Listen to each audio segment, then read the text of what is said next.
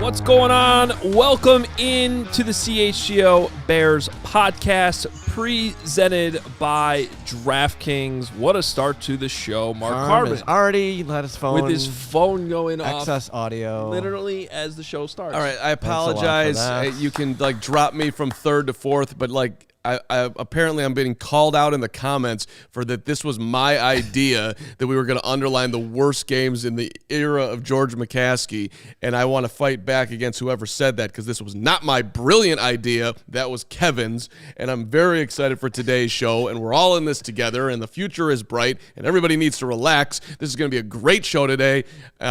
And I know that I want to know actually. Yes. Before we go hot and bothered, because I have some bad news for you. Okay, but first of all, this show is sponsored by our friends at DraftKings Sportsbook, America's top-rated sportsbook. Download the app. Use promo code CHGO when you sign up. And we start this show with some breaking news. We just got done with a conversation off to the side. There is no news today. That is a lie. The Bears waived Ihmir Smith-Marsette. Yes. Oh, yes. Let's go. Thank God. No, that's not you. No, we're not celebrating. Yeah, we are. We He's are terrible. not. No, we're not. We are. He is a good person. He is an Iowa Hawkeye. He can be a good person somewhere else. You, Lawrence, the one who beat you yesterday playing ping pong. Yes, Lawrence is now officially number 2 on the ping pong hierarchy here. It was a terrible. Man, you talk a lot and then always lose. I'm not Ihmir Smith. I'm going to miss you. I know that maybe a lot of Bears fans won't. I'm disappointed that that's the way this went. I was hoping for more, and I hope he gets another opportunity somewhere and he does well. And they promoted Isaiah Coulter from the practice squad. Logical move. Isaiah Coulter had some moments there in the preseason. Also had some drops, but he's up. And Will is here today. Let's just reset. Adam Hoge, Mark Carman, Kevin Kaduk sitting in. We have a big draft for you. Well, we will react to this news really quick. Give the rest of the hour to the draft because there's a lot to do. Will, what's going on? Your reaction to the wide receiver news here? Yeah, I mean, it's not all too surprising, just given the fact that he's been, a thorn in the side of the offense that's already been pretty piss poor. So I'm excited. I think this means N'Keal Harry, though, may show up this week, which is I think exciting for a lot of Bears fans to kind of get him on the field and see what he's all about this season after just getting a small glimpse in training camp. So I'm not that I'm excited by the move, but I'm excited that the Bears are making decisions and making moves on offense after it's been just so bad. N'Keal comes back with the revenge game, maybe. Let's do it. Let's go, N'Keal. Let's just be happy that something changed, right? N'Keal Harry's involved. Isaiah Coulter's there. There's going to be different human beings who play wide receiver out there for the Chicago Bears. And like expectations, I'm sorry for me, are still low, but at least it's different. And there will, I would assume, be some more news perhaps later today. Yeah, like Will just disappearing. We'll get him back momentarily. Okay, the Flus is talking at 2:10 today, so I'm wondering if there will be any revelation of a new offensive line, what it's going to look like. I'm sure he'll tell you all 5 starters. He might. He did. Did he not? We're going to keep him there. You underlined that last week when he was like, "We're leaving Lucas Patrick." Yeah, and I was wrong about that. I thought that might mean they make you. I want to get one more shot at the Hawkeyes here. Okay. I saw a funny video on social media. It was a girl who was a student at Iowa, and she was like, "I decided to go to Iowa over Illinois because I wanted to go to a football school." And now look at me. Okay. Illinois can have their one moment in the sun, beat Iowa for the first time since 2008. Hey, ILL, go have a great rest of your year. Congratulations on beating Minnesota. Maybe they'll make it further than what's the last bowl game they were in, the Red Cat Bowl or the Red Cat Bowl? You go look at Illinois bowl games. Is that a reference to The Wire? The Red Cap? No? Hey, I can't say anything. Kevin was wearing a Mayo Bowl shirt yesterday. And Mayo Bowl is a huge championship. The highlight of the Paul. If you can't win a Rose Bowl, an Orange Bowl, or Sugar Bowl, why not win the Mayo Bowl? That's a good point. Was that the one where they broke the trophy, or was that a different bowl? It was. Yeah, they literally broke the trophy. Celebrate. All right. So anyway, we're here. We're gonna do a draft today. Everybody does need the comments have been hot already. I think people are misunderstanding kind of what we're doing here today. If you didn't notice, and you did, because you all watched the game, you all watched our post-game show, and we appreciate you for that.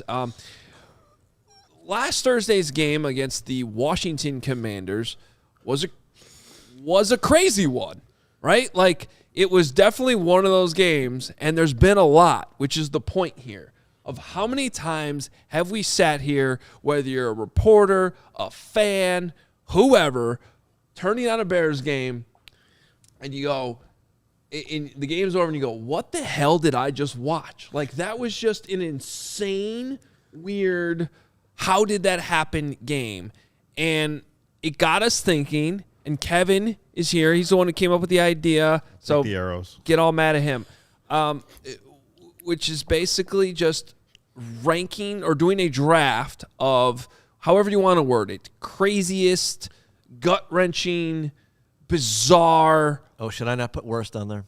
Worst, we could use that. There's a lot of different words. Most ridiculous, most Bears losses. Bears losses, like this isn't. We're sitting here like we're trying to have fun with the pain. Is that a good way to Yes. like we're not trying to sit here and be all negative about the team. It's just like, can we spin this into like some fun since we keep experiencing these awful losses? There is nothing better in sports life than when you are counted out and beaten down every single year for years, and you have no idea if it's ever going to happen, and then you finally win. White Sox fans had it in 2005. Cubs fans we'll never have it again. Maybe not. Cubs fans had it in 2016. Might never happen again. On the table. Bulls fans, you had to suffer through 3 years of Detroit, but then you got a dynasty to pay you off in the sweetest way of all time. Bears fans, who the hell knows when it's going to happen? So you have to honor yourself that you go through this and you keep on coming back, and you created such a fandom that the CHGO Bears podcast can exist. We love you, and we're all in this together. Quick shout out to Carm's YouTube avatar. That's a good looking man right there. That is a professional photo taken a couple days ago. It's you? Is it really? A couple days ago. Decades. It's probably. Did you color Do you your have hair? to say a decade? I don't know. I said decades. I was gonna say your hair is not gray enough for that to be 2 days and ago. by the way, can I please beggeth to the whoever is in corporate central at All City, can I please get a cartoon thing so I don't have to look at my gray hair staring back at me when we do these things. I need request. to darken me up here, and just I got to feel like I need some youth. That's our guy, Eric. Real quick, we do have a super chat before we get to this draft. It's from Ramses. Thank you, Ramses. Okay, can't listen now because of work, so I'll hear it later. But is it me? Is there a lot of bad offenses out there? It makes me feel better about us slightly. There's like 4 or 5 good offenses. Yeah. The league keeps shifting. The teams are. This is. That's a great super chat. Let's discuss that tomorrow, seriously, because it is a thing that's happening in the NFL. A lot of teams now shifting back to this bend, don't break mentality defensively. Offenses these shifts keep happening in the league. That's kind of what's cool about the NFL. Okay, but here's what we're gonna do. Okay, we're setting the cutoff date at 2011, after the NFC Championship game that they lost to the Packers. There's one big reason for that and one smaller reason. The big reason is that's when George McCaskey took over as chairman of the board for the Chicago Bears in that offseason during that lockout before the 2011 season. All right, the second reason is that also happens to be the year I started covering the team too. Perfect. So in terms of games I know about, witnessed, I've been at pretty much all of these and have some good stories to share as well as we go through this draft. Yeah. But there have been an insane amount of losses, like crazy losses, not just losses, but weird losses. The one thing that we compiled about 25 or 26 possibilities to talk about today, and I think we're going to do 5 rounds of 4 picks apiece. Yeah. The one thing that just kind of strikes out to me, that stands out to me, is you win a couple of these, it results in more playoff appearances. So, like, good, well-built organizations are winning these games. They're not losing them. and it translates to more success in the postseason. Instead, we're sitting here. We're going to talk about what? I mean, look at this graphic over the last 10. Who made that graphic? Wow, Two playoff appearances. It's a great graphic. It's a Lawrence. tremendous job, Lawrence. Thank you. And George, just know that we love you, despite the fact that this is not really a loving graphic for you. Yeah. Yeah, a lot of options there. First overall pick is going to Will DeWitt. Oh, we're giving it. Yeah, Here we go. Here we go. Oh, this is easy, guys. Like, without question, the very first pick of this draft, I'm going with the double doink.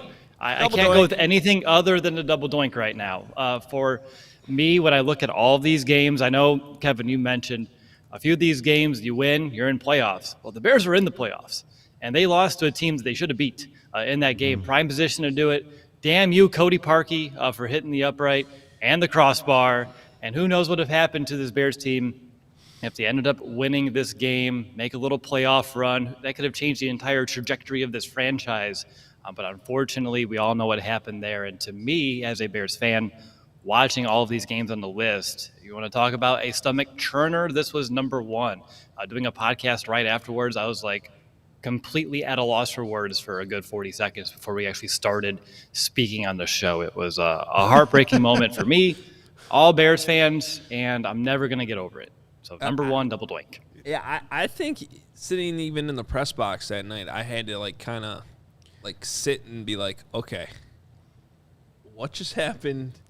Like sort of regroup my brain before I went downstairs to actually, get through the conversations that were about to take place. I was doing post-game on WGN. We were all standing up watching the kick, and as it double doinked, the Danimal, Dan Hampton, threw his cup full of water into the corner. I don't remember anything, and we all just stormed out. I remember saying he missed it. He and it just walked from conference room to radio studio to do show after cup with water was flung, and nobody even. It was just the worst, absolute the worst. I was covering that game for Yahoo Sports with Dan Wetzel, and Dan initially decided that he was going to go write the Eagles and Nick Foles. And I said, Dan, you probably want to go cover Cody Parkey. I think it's a tiny bit of a bigger story, because I don't know if he knew, what a story Cody Parkey was the entire season and whatever. And so he made up that. He said, okay, I'm going to go do that. I ended up having to go to the Eagles locker room, just stewing and pissed off the whole time, watching the Eagles victorious. It was bad. 3 great gifts were born out of that, though. You had Nagy's face. You had Mitch Trubisky, looking stunned.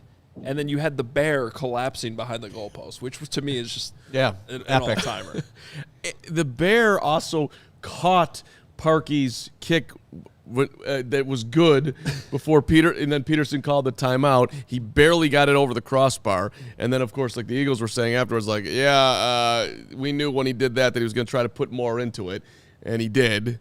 And he double donked. By the way, also, shout out to Bears upper management.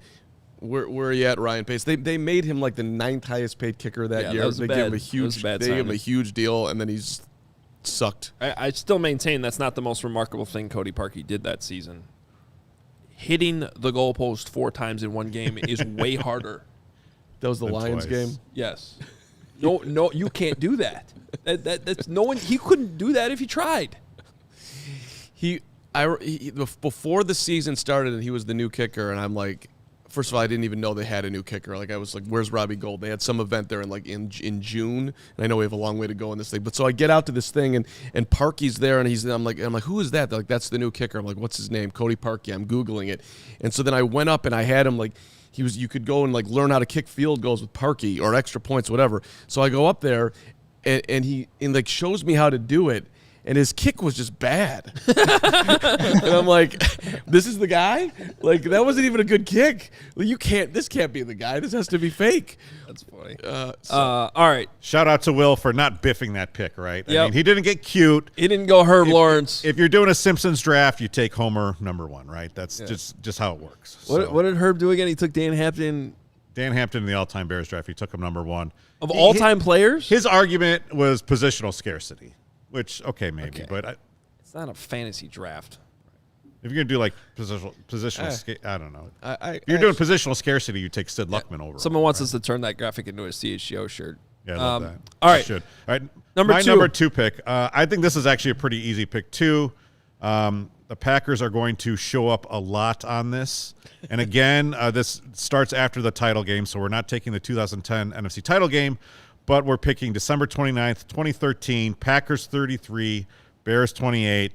That was Rodgers to Cobb, 48-yard pass on 4th and 8. Even though there was a delay of game, we all know that. Rodgers returned to that game after a 7-game absence with a broken collarbone. The Bears came out and intercepted him twice on the first 2 possessions, but they still could not get the job done. They couldn't make the stop when it happened. Chris Conte, we all know that name. Packers end up winning the division with an 8-7-1 record, and the Bears stay home in Mark Trestman's first season. Brutal. It was so bad. I love the just like, we're at pick 2. We got like 18 more of these to relive. They picked up, 3 4th down conversions on that drive. They also didn't pick up the loose ball when it was sitting there. Right, They could have won the game. The weird fumble. Lost Carm's camera. I don't know if that's good or bad. We'll fix that. Give me a minute. Will, what do you remember? Well, let's see. A lot of pain. You guys mentioned the ball on the ground. That was one kind of vivid memory that kind of comes out. But the fact that, the Bears lost a few games at the stretch. I think a couple are on this list too. But just losing to the Packers to give them the North title, knocking the Bears out of the playoffs, it's just such a Bears thing to do over the last decade plus. And I think that just was a good signal of the times that we're going to kind of embark on. So, yeah, a lot of pain, a lot of heartbreak, and damn it, Aaron Rodgers. It was, even though I know I'm not on camera, or maybe I'm back, I don't know, 87-yard, 15-play drive. 3 4th down conversions. That hurts. Yeah. I think these first 2 picks are relatively Mike McCarthy obvious. quote, that will be running on the highlight reel for the rest of my time on this earth. Yeah. Settle down, McCarthy. All right, what do you got here as number 3? All right, so this is a little bit personal for me, but I'm staying the same year. You're getting cute now. Not really, okay. not overly, because how often have they had huge relevancy? It's still Trestman's first year. Cutler's hurt. McCown's in there. He's playing incredible. Alshon Jeffrey's catching every ball. It's the most winnable game of all time. The Vikings are terrible. And Mark Trestman decides to kick a 47-yard field goal on 2nd down. By the way, it was an impossible game to lose. Great pick by you. By the way, I mean, it mattered in a huge way. 23-20, December 1st, 2013. Vikings beat Bears. Trestman. At the beginning of that season, they started 3-0. You thought you had something, and then it got weirder and weirder and dumber, and that was just the oh my God. And his explanation afterwards that, we were worried that we were gonna fumble it or get sacked and get knocked out. Dude, run the ball up the middle, and what are you talking about? It was. Yeah, I remember covering the press conference back in Chicago the next day when he brought all this He tried to reason it by we were worried about a holding penalty or something that's going to knock you out, and I ran the numbers. The chances of this team with the amount of penalties they had, the amount of fumbles, with the things that could go wrong. Sorry, which game is this we're taking? I'm sorry, I've been dealing with 2013. The Bears lose to the Vikings in overtime. Got it. Yeah, there it is. And they're just even the numbers did not support. Something bad happening there was less likely to happen than to miss a 47-yard field goal. It wasn't a chip shot. It's 2nd down. It was so unbelievably stupid. It was like, dude. By the way, there's a theme here that's going to happen. You got the double doink was 43 yards. This was a 47-yarder. There's another one later I think that's going to come up that was 40-plus yards.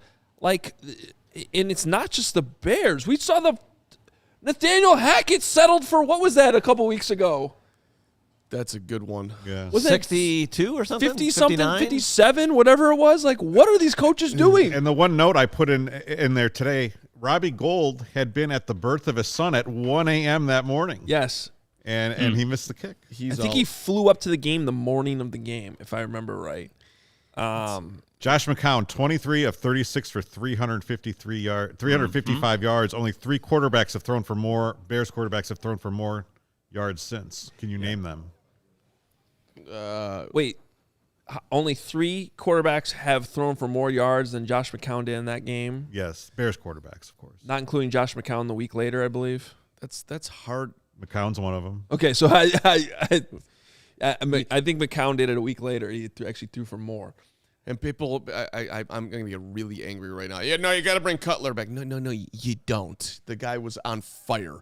We hadn't seen a Bears quarterback do that. McCown is one of them. Will, do you have a guess on the other 2?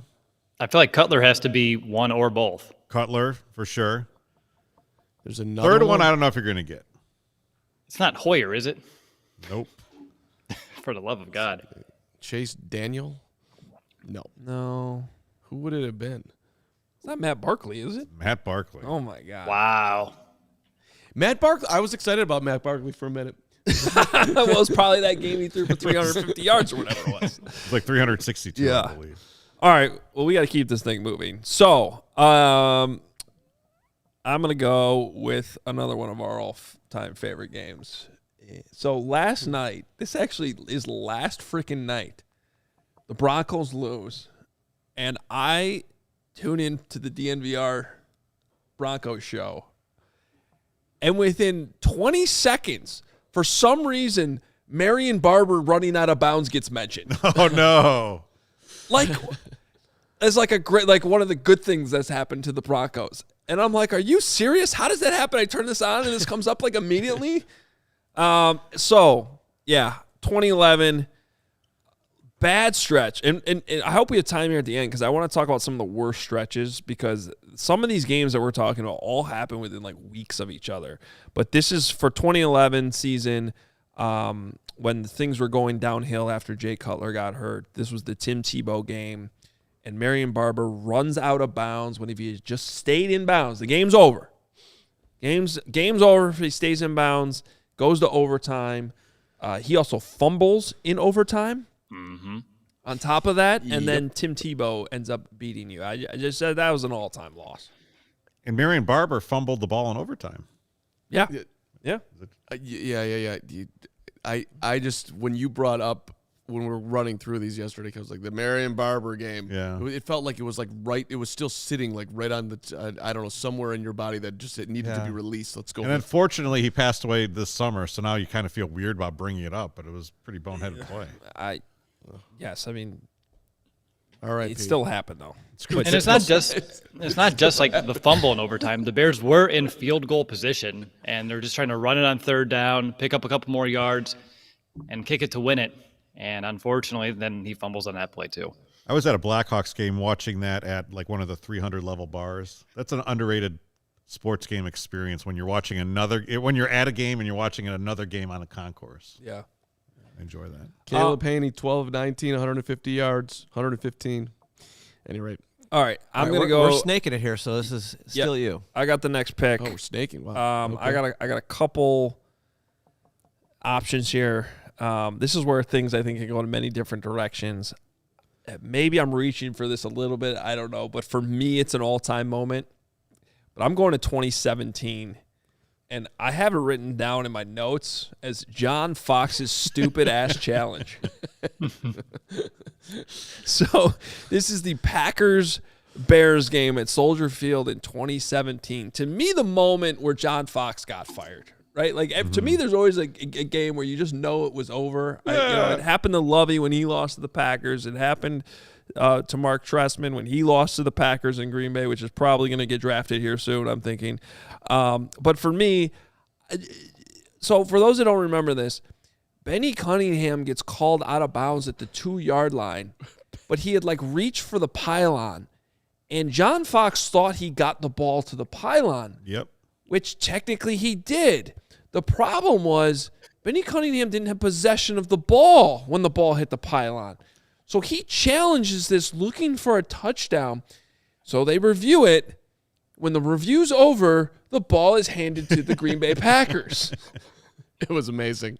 And once again, in the GIF era that we live in, am I supposed to say GIF? People get mad at me about It's this. GIF. Don't even ask anyone else. It's GIF. Okay, Lawrence has made the call. I'm a GIF guy. Thank you. I like being a GIF guy myself. John Fox with the all-time look where he just looks like 3 different directions, confused, and then puts his head down in disgust.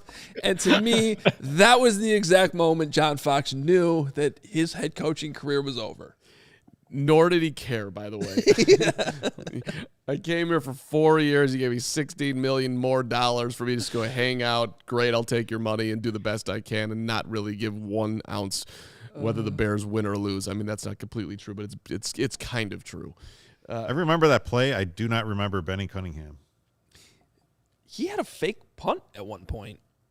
I think Pat O'Donnell threw a fake punt to him. I remember being enormously confused as to what happened. God, Pat O'Donnell. Pat O'Donnell's getting mentioned later in this draft, by the way.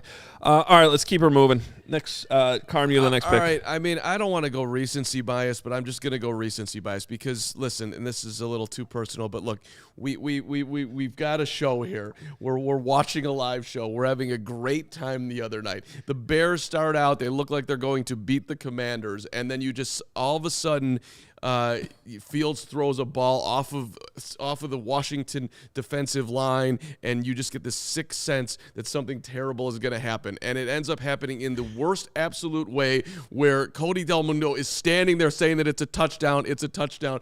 I'm begging for it. And somehow, some way, the whole season feels like it's over right now because they lost to the damn-ass Commanders 12-7. And Justin Fields, we have to sit with it. So for me, right now, recency bias, current pain, I am putting the loss to the Commanders on national TV on Thursday night as my second overall pick. I struggled with this one because of the recency bias. Are we going to remember this one 5-10 years from now? I'm going to remember it. We probably will. With how close that they got, with how the game ended, with Carson Wentz, being limited to 99 yards. I mean, that was not a good Washington. They had first and goal from inside the 6 3 times. Yes. Came away with 0 points. And I know we're not necessarily going anywhere this year, but just hang in there. That's my issue, right? Yeah. Like the 2022 Bears probably aren't going anywhere. So did it hurt that much? I don't know. It's an admitted overdraft, but I felt a lot of pain. Well, I mean, as someone who is on a stream for 5 hours and looked like they were dying by the last hour and putting his computer on his head and everything, I get it. I feel your pain. I'll say this: what does Velus Jones Jr. have to do to outrun the image of him on his knees and the ball bouncing off of him? Right. That too. He'd have to turn into half of Devin Hester for us to forget that. By the way, I have a question for the post-game show that I forgot to ask you. Yeah. Why did you keep getting up to because get your computer? Because I was charging the computer over there, and there's literally a power strip right behind you. I don't know cord right behind you. It was unaware. It was a bad job, admitted bad job. If you had been in studio and hadn't punked out on us, well, you would have told me that. You would have told me, and I would have had that done. It's a bad job by me, but so I had it charging over there. I didn't need it, and then when you went to the first read, then I went and got it, and I was ready. Okay, I was just curious what was going on there. I appreciate it. Yeah. So for my second round pick, I am going November 9th, 2014. I think this is probably as low as it ever got. I don't know. Packers 55, Bears 14. Aaron Rodgers throws 6 touchdown passes in the first half. It was okay. So my story from this game is sitting up there in that press box and looking down at the sideline. I think it was when it was 42-0 or whatever it was at some point when still in the second quarter. And I put my binoculars on Tressman, and then I scanned to the left, and then I scanned to the right, and I realized there was not a single person on that sideline. This is a Hoge special story. You love this story. Player, trainer, support staff, special teams coach. There wasn't a single human being within 15 yards of him. because they knew the cameras. They knew the cameras were on them, right? They knew the shots. They were social distancing before it was a thing. They were trying to stay as far away from him as humanly possible so they didn't get caught on camera. It was so bad, and that was the moment I knew that Mark Trestman was. Can I read you his quote from that one? Quote, I'm not asking, I'm just telling you, I'm reading it. I was confounded to see the type of play we had tonight. Our coaches did a tremendous job getting our guys ready this week, and our guys did a tremendous job preparing, and none of it transferred to the game tonight. Well, the thing about that was they were coming off of a bye week. He was the most out of touch in a utopian world. What he was doing would have been perfect. I want to split up all the position groups, and I want receivers sitting next to defensive linemen so they'll all get together and become Matt Nagy best did friends. that too, by the way. But Kevin has a good point because this was coming off a bye week after they got blown out by the Patriots. So that Patriots game may end up on this draft. But Yeah. I love the Julius Peppers quote. At that point, Julius Peppers was wearing green and gold. He said after that game, I still have friends on that team. It's just one of those things where you do feel kind of bad for them. Nobody wants to go out there and have that kind of performance on national TV. The other thing I remember was Zach Zaban interview. This was still when the sideline reporter was able to interview the head coach at halftime. So they're coming off the field. And I don't even remember what the question was that Zach asked him. And Mark Trestman just goes, we're not a very good football team right now. Wow. No kidding. All right, Will, you got the last pick of the second round here. Yeah, I can't go wrong. I have two in my top 5 still available, and I got 2 picks in a row. So I'll just go down the order here. I'm going to take the Packers' victory over the Bears.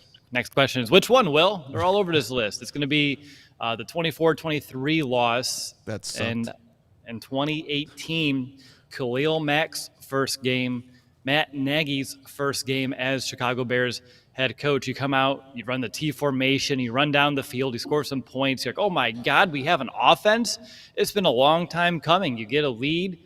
Khalil Mack takes over the game. Aaron Rodgers goes out of the game on a cart, comes back, and then beats the Bears in prime time. That was one of those that just is a thorn in your side, a gut punch. Even just talking about it actually turns my stomach a little bit too. But the fact that Rodgers left on a cart and came back to win it, to me is still like the most vivid image I have out of most of those games.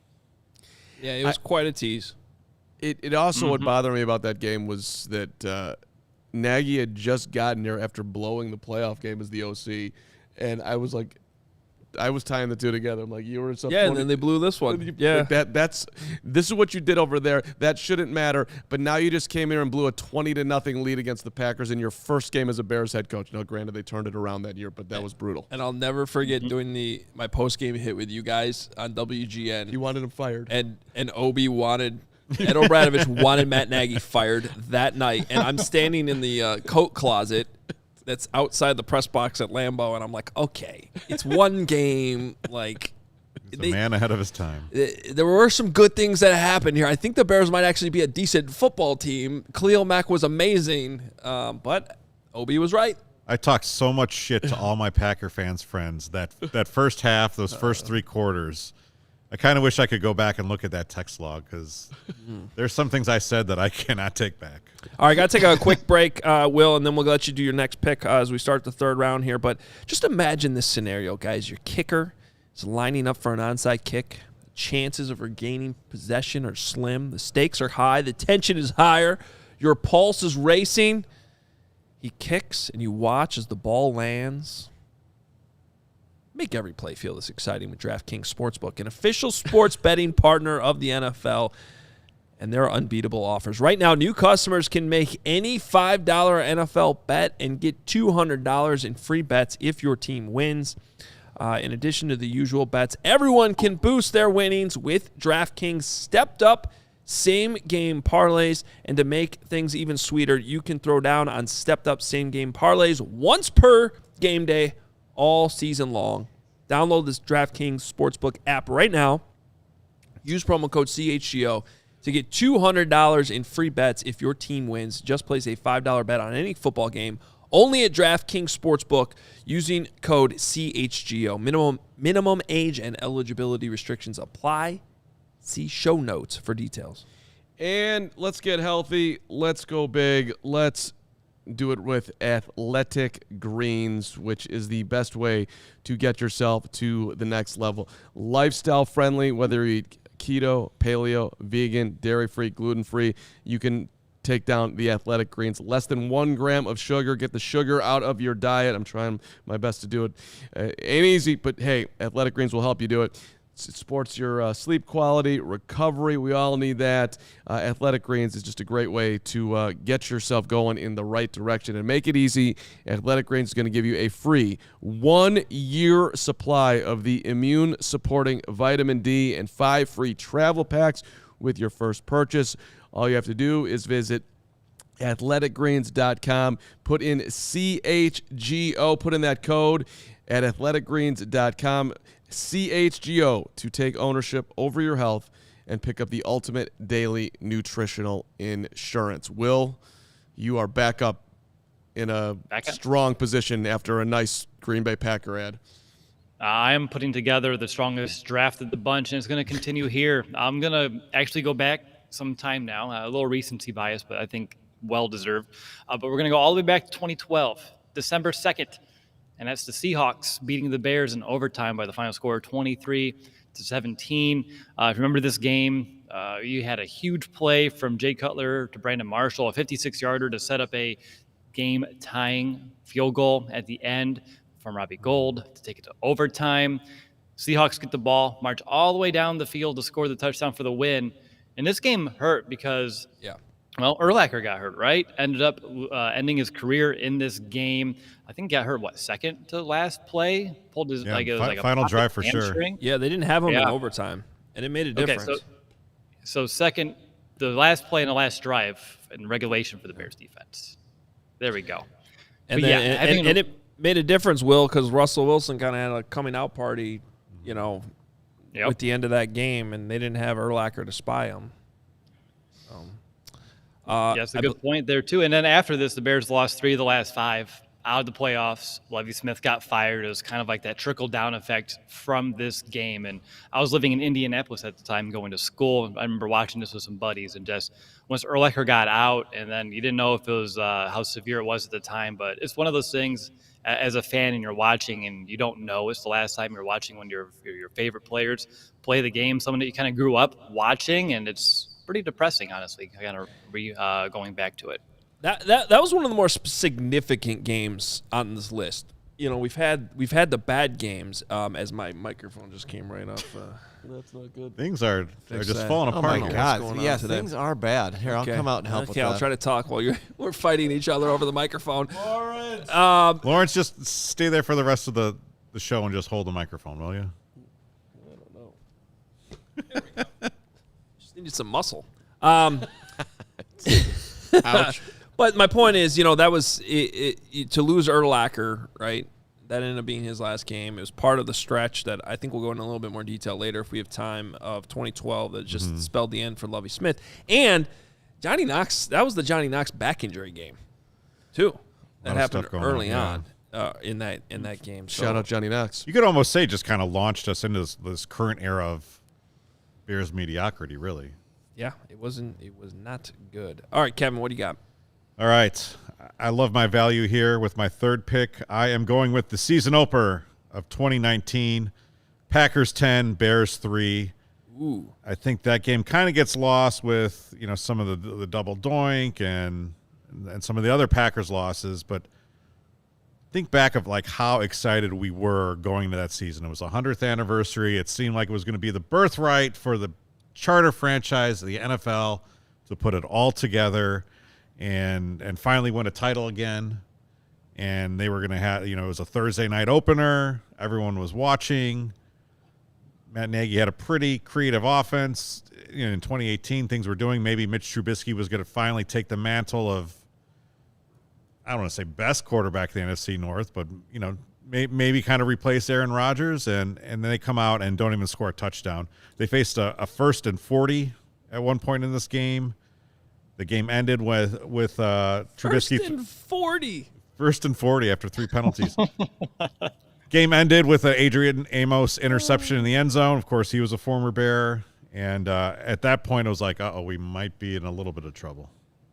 Yeah, and some people may have predicted the Bears win 13 games a couple days before that game. I love that you're outing yourself on that. That's outstanding. You gotta own it when you're that wrong. Both quarterbacks got sacked 5 times. Aaron Rodgers did not have a good game. I call it the Super Bowl party that happened before the season even started, right? Like that whole offseason, 100-year celebration, which was a cool weekend. There's nothing wrong with the team doing that and celebrating a great history, but it turned into like how it was going to be a Super Bowl year, and it just it's kind of like the 2022 White Sox. They come out and score 3. It kind of what they actually we talked about that a lot. I feel like this summer, the 2019 Bears, 2022 White Sox, a lot of similarities. To come out and score 3 points at Soldier Field in the season opener, just brutal. All right, Carm. All right. Well, I'm going to stick with a little bit of slight recency because we were all so incredibly excited when Ryan Pace made the bold move to trade up to number 11 and draft a guy by the name of Justin Fields, bringing hope once again to the franchise. And then, of course, we were going to wait for him to get on the field. And then Andy Dalton got hurt. And here it was, the opportunity to finally see him get a start, even though it shouldn't have been finally, but it sort of felt like that, at least a little bit. And we were all so damn excited for September 26, 2021. And then he came on the field and got eaten by the Cleveland Browns and threw for a total of 1 net yard passing as the Bears lost 26-6. And yes, it was Nagy's last year, and we probably weren't going anywhere and all of that, but it was just we were back into immediately, do we have the right quarterback or not? And that was so bad, and yes, it wasn't his fault, and they didn't set him up for success. He had no time. He had no time. He had no chance. It was such an unbelievable underlining of the incredible incompetence that you drafted this guy, you were supposed to get him ready, and you did none of it and just threw him straight to the wolves. Please leave now. Fire yourself. Get out the door. And now we don't know about the quarterback. That was a really painful day. You just stole my pick. I was going to go with this one next. Okay. Because the significance of it was just in terms of the amount of games on this list where you're just talking about epic offensive failures. This was the worst of them all. It was so bad. I mean, it was the worst game plan we've ever seen, and then you couple that with the fact that it's Justin Fields' first start and like the excitement of that. Right. It couldn't have been a bigger letdown, and it's just 1 yard. Well, and they had made a mistake bringing Pace and Nagy back for another season. That's what you realized with this game, right? And 3 games in the year was like, oh my god. Yeah, I mean, people already thought that. But this was just confirmation. It's like, oh no, right? Like it's like, okay, oh no. And Justin honestly, Fields might be in trouble. They probably should have lost their job after that game. They really should have. And logically, even if you were a get Nagy out of here right now, he sucks guy at that time, you did not think that he could be that bad. At least that was a level of incompetence that was just really like off the charts. Yeah. Without a doubt. Okay. I'm going to go a little bit farther here. Back to 2011 with the 10-3 loss to the Kansas City Chiefs in what may have been the worst display of football I've ever watched. As a little side note, the night before this, I was in Indianapolis covering the very exciting game between Wisconsin and Michigan State. Oh, I was there. Championship game. That was a game. Which, all biases aside, was just an incredibly entertaining football game. There was a lot of offense. There was a big play at the end to Jeff Duckworth. Russell Wilson was the quarterback in that game, by the way. And so I wake up at like 6 a.m. to drive back to Chicago to rush back for this noon game at Soldier Field, and it's Kyle Orton versus Caleb Haney. That's so amazing. But you're going, so you got to rewind though, because Cutler got hurt a couple weeks earlier against the Chargers in the win. The Bears were 7-3 at the time. Now they went to Oakland the following week and they lost. And you're like, okay, fine. But now you got this game against the awful Chiefs. The Chiefs were not good. Kyle Orton's the quarterback for the Chiefs. He gets hurt on his first throw of the game. Yep. And Tyler Palko comes in. And the Bears are still like a good team at this point, right? At least you're thinking they are. You're thinking they can still win with Caleb Haney. And they just can't score. The only touchdown in the entire game comes on a Hail Mary right before halftime. A Tyler Palko Hail Mary. Matt Forte gets hurt in the game. And now you're going, oh, man, this team might be in a lot of trouble. And that's what ended up happening. Jerry Angelo ends up getting fired at the end of the season. I was working in Kansas City at the time, and just the whole Tyler Palko after Matt Castle, that's too much chief knowledge, but it was like amazing that the Bears somehow lost to that Chiefs team. Yeah. You guys know I'm a huge Survivor League. I love playing Survivor pools. I love it. Like, this season has been an absolute disaster because, like most pools are already over with all the upsets. I was in like a huge pool that paid out like $50,000 or $60,000. Oh my God. And I was down to probably, I don't know, 8 or 9 people for that big of a jackpot. And then that was a early December game. And I thought, okay, great. I'll pick the Bears. I'm getting married next year.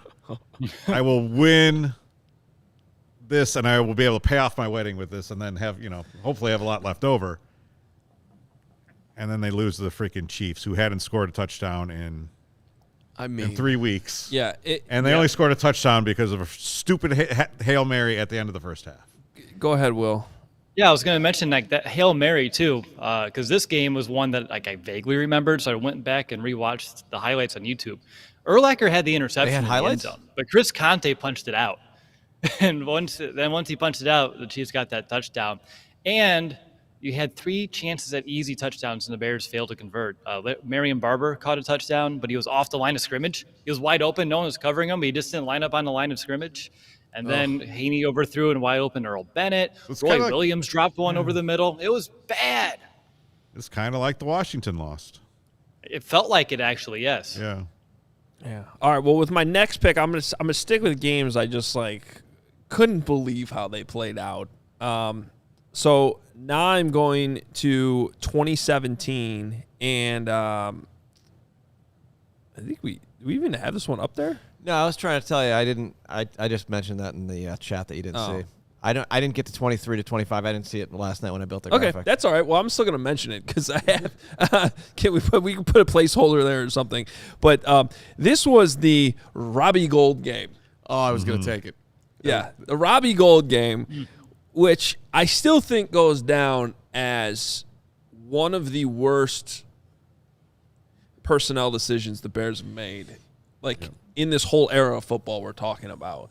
But to just overreact to a guy who had been your kicker for so long, going through basically one season where he's finally struggling just a little bit, and then you found out later with Cody Parkey it could be a lot worse. So you cut him, and then he comes back a season later because he first goes to the Giants. Now it's 2017. He's with the 49ers. Mitch Trubisky's in his rookie season. And Robbie Gould scores all 15 points. 5 field goals for the 49ers in this game to beat you, and the last one's a walk-off, 15-14. I mean, if you were to draw that game up for Robbie Gould, it went down exactly how he would have wanted it. 33, 28, 35, 34, and the game winner from 24, and then he taunted the Bears bench. As he should have. And also,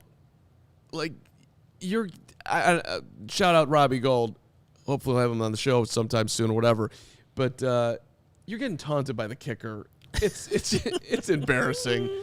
That's so awful. That was so fitting.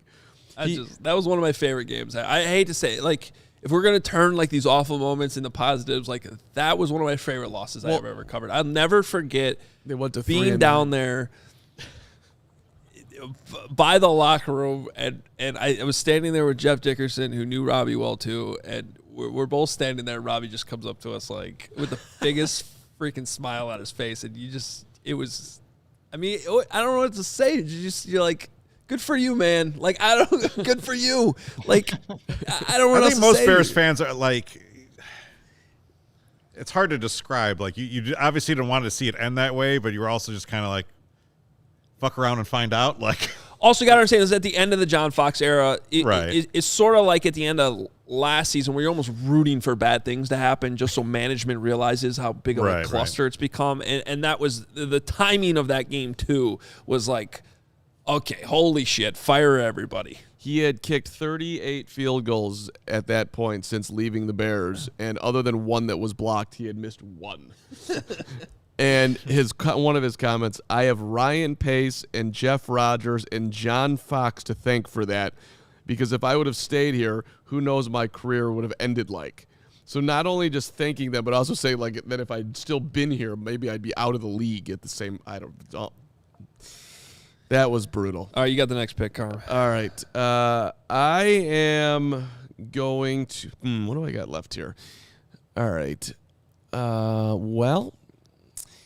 This is what it's like when the Bears are on the clock during the draft. Oh, God. Okay. Listen, I'm going to go to January 10th, 2020. Yeah. Because... MVP. I mean, whatever. The Bears are in the playoffs. You're supposed to be excited about it. They're playing the Saints. Like this, you're like, you're not in the playoffs every single year. And literally, you just knew before the game that they had no chance and that it was just stupid that this team. Do you remember who started at linebacker for Roquan Smith? No. Manti Te'o.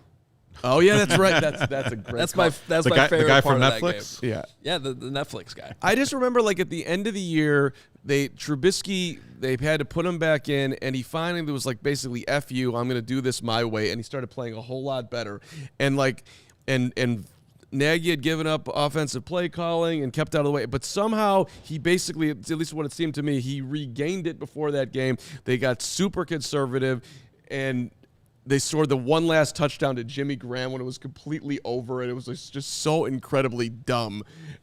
And please fire everyone, and of course they didn't. So I'll take the Saints playoff game that shouldn't have been a playoff game. The Javon Wims drop. The Javon Wims drop. Hold on. I mean, first of all, you haven't mentioned Mitch winning the MVP, the Nickelodeon player of the game or whatever. You also haven't mentioned Jimmy Graham catching the touchdown at the end of the game, just literally walking away. Another all-time great gif. Amazing. I saved it immediately. I still have it on my phone. I still text it to people sometimes. Right at the end of the game, people don't even remember that the 9 points the Bears had, he scored a touchdown. With no time on the clock. With no time on the clock. And he literally catches the ball and walks in the tunnel. Walks in the tunnel and is gone. Yeah, it was like the option of Bo Jackson. And the game was over. Yeah. It was right. It was perfect. Which I at the time I was confused. Can't they kick the extra point?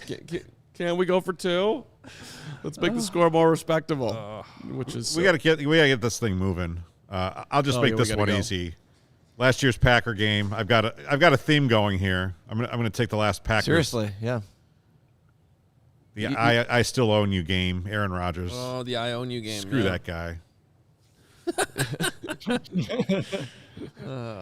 Yeah, we can keep it short and sweet to keep it rolling. I'll take the 49ers beating the Bears 32-7 on Monday Night Football in Colin Kaepernick's first career start. That was Kaepernick versus Jason Campbell, if I remember correctly. And Kaepernick pretty much just wiped the floor with the Bears defense throughout the entirety of the game. And I was like, before people even knew like what to expect from this guy, like, oh, it's a rookie. He's in his first start. Like, we'll see what he has. There's no way they're losing to this guy. Yeah, exactly. And then they did. And obviously Kaepernick was a pretty good quarterback for a bit in the league. But to lose in that fashion to a guy that had no experience playing in the NFL, that sucked. Yeah, part of that bad stretch in 2012. Yep. Where again you're talking about a stretch where Cutler's hurt. He suffered a concussion against the Texans in a tough loss on Sunday Night Football, where they lost 13-6, and then this was the game after that, right? And it was just a blowout. Kaepernick's coming out party. Neither offensive tackle. You had Jamarcus Webb and Gabe Karimi, I think, in this game. They couldn't block anyone. Jason Campbell took a beating. And then 2 weeks later was the Seahawks game that we were talking about earlier that Will drafted. So Yes, and that Seahawks game, that was not the Johnny Knox game. That happened 1 year earlier in 2011. Oh, I okay. did want to check that, yes. Because I was like, really? Like, that would suck to lose Urlacher and Knox all in one game, but that happened 1 year prior. Oh, thanks for clarifying that.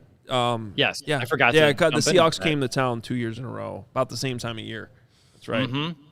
Yeah, The Bears it makes it difficult when all they get jumbled up in your head. But I'll jump in with my last pick here. And, man, if I have one more in my top 10, I may as well take it.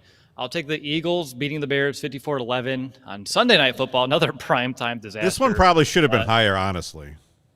Yeah, because your first pick was the Cobb one. And if the Bears lost that Packers game without such like a defining moment like that Cobb play, I think this is the game that a lot of people would be looking at because this is the same exact stakes. If the Bears win, they win the division, you're in the playoffs. But they just got obliterated on primetime. The Eagles had 21 points before the Bears even got 5 yards on offense. Chip Kelly, totally took down Mark Trestman, and the Bears lost to Nick Foles and Shady McCoy in this game. So another primetime disaster for the Bears will be how I'll wrap up my draft. All right, 2 quick stories on both of these games that Will just drafted. First of all, the 49ers one. My lasting moment of this was Mike Wilbon sat next to me in the press box. This was at Candlestick. That was the last time the Bears played at Candlestick, my only time I've ever been to Candlestick. And to get down in the locker room, you literally had to go down into the stands and walk onto the field. That's the worst stadium. And we get down, and I walked down with Wilbon because he'd been there before. I'd never been there before. And we get down there, and he just starts walking onto the field. And I'm like, can we do that? I was going to walk around the sideline, and he's just like, yeah, we could do that. I just walk across the field with Wilbon. I'm like, That's awesome. Okay, if he's doing it, I could do it. I was still a really young reporter at the time. And then the Eagles game, so Phil Emery used to talk to the reporters before the road games. And we're downstairs. The Lions lost. Because this was the Sunday night game, I believe, or at least it was late afternoon. I think it was a Sunday night game. But the Lions were playing right before, and their loss is what gave the Bears the opportunity to clinch by winning this game. And you could hear the locker room, because we were adjacent to the locker room, you could hear the Bears locker room go crazy when the Lions lost. They celebrated it. And you're like, okay, they're going to come out juiced, get this thing done tonight. Yeah. Not even make Week 17 matter. And then they just get slaughtered by Nick Foles, Chip Kelly, and the Eagles. Nick Foles is the only quarterback other than Aaron Rodgers to appear twice on our list. Oh, that's a fun fact. The whole Mark Trestman thing, it's fun. just absolutely amazing. You are playing for a playoff spot. This game means nothing to the Eagles. I mean, it meant a little bit, but they had to win the last week. And they come out and you lose by 43 points. It's so bad. The 50 burgers were a problem during the Trestman era. All right, I have Kevin, no more Packers games to pick. I was going to say, which Son of a... I mean, come on. I know which one I would choose for you, but I don't want to spoil your pick if you have your own. I know where I'm going. I don't think you're going to take it either. I'll go with that Raiders-Bears loss in London. We talked about the Packers. Is that loss the 2011 one, or is that the 2019 one? I'm sorry, Lawrence. They go over to London. They arrive late, take the Raiders kind of soft, fall down 17-0, battle back, and still can't pull that out. I mean, I feel like had they won that, it kind of would have righted their season. But losing that game just kind of really put them on a trajectory they couldn't get out of. So I'm fine with that pick. I was going to take it. It was the wrong pick. You made the wrong pick. They came out in a coma, then they woke up, and then they had the game, and then they blew it. That's an excellent pick. All right, so that means that was Kyle Long's last stand too. I'm going to go I'm going to go with the Patriots 51-23, 2014, just because it was so unbelievably embarrassing to see Lamar Houston finally get to the quarterback and jump up like it mattered when they were down by 800 points and he tore his ACL. It was just like, that was so, we are really just a sad franchise. This guy hasn't done anything. We paid him tons of money. Now he finally did, and he tore his ACL. You just got hurt. That 2014 season just sucked because it was like, all right, we finally have an offense, finally putting points on the board, and this is the one year the Chicago Bears don't have a defense. Yeah, that it was hard to believe. It's true. Like the Bears were a competent offensive team. They were. Did we lose me? No, you're good. I see you. I hear you. Okay. Okay. Cool. All right, I'm gonna. For Lawrence's sake, I'm going to give one that's still on the board, even though they want to take a different. So I'm going to cheat here and take two, basically, with the last pick. But they're like, they're the, what are we on, pick 20? So they're pick 20 and 21. They're right there.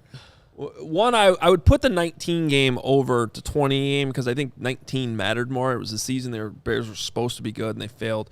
But okay, the one I'll go with is the Lions Bears 2020. Both of these games are very similar, by the way. But this was where Matt Stafford erases a 10-point lead in the final minutes. We had the strip sack of Mitch Trubisky late. Remember, Matt Patricia had been fired. Yeah. The Bears were 5-6, trying to get back to 500. This was the sixth straight loss for the Bears with this awful ending. You're playing the Lions at home. Just a game you absolutely cannot lose. This is the one I was thinking Kevin should have taken. I mean, this game was in the bag, and then there's 2 minutes left, and then and they completely blow it. Home game, the Lions. Well, there was no fans that year, right? That's right. There was no fans there, it was a little weird. Yeah. The other game that I might have taken before this, though, I think is kind of gets forgotten. Chargers Bears in 2019. Okay, this was after the Raiders game. Then the Bears had a bye. They came back and stunk it up against New Orleans. And you're like, okay, they got to get back on track. They got to get the season back on track. They're still a good team. They got to beat the Chargers here. And this was the game where Matt Nagy refused to run the ball. They had 7 rushing attempts. This is the one I didn't come here to run the I formation game. Okay. And he really said that. Trubisky turned the ball over twice in the fourth quarter on passing plays when they had a lead and you just had to run the damn ball to get the win.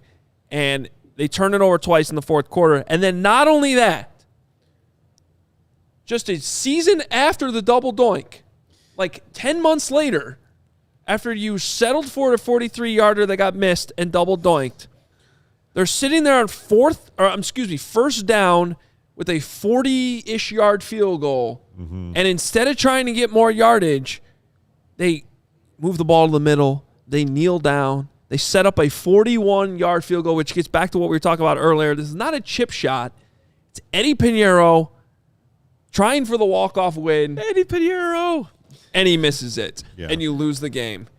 That was a brutal, brutal loss. Yeah. There have been a lot of them. Can we get to the super chat? Someone. Honestly, I don't know. My eCam has been really all over the place here, and my main window is just not showing up. So I don't know what. Because I want to hit that because someone actually did. Yeah. Did a nice super chat to turn in their own list. Where did that go? Can you read it I don't know. Gosh, hold on. It's like kind of limiting how far I can go back. In the meantime, I got it. I think maybe. There. Okay, yeah. Ryan Burden has a $20 super chat. Number 1 was the double doink. Number 2 was Colin Kaepernick's first start.